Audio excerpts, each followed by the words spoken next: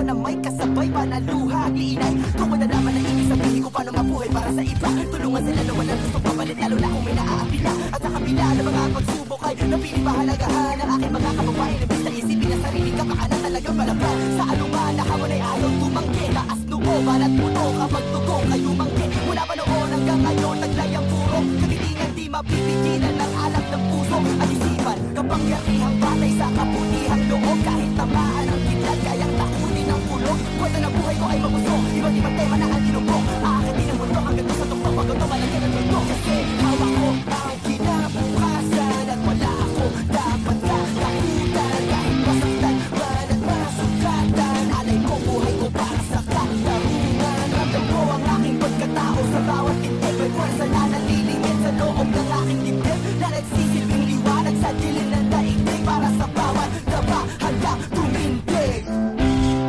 Minsan napapaisip ako, bakit ang dami ng hihingalo?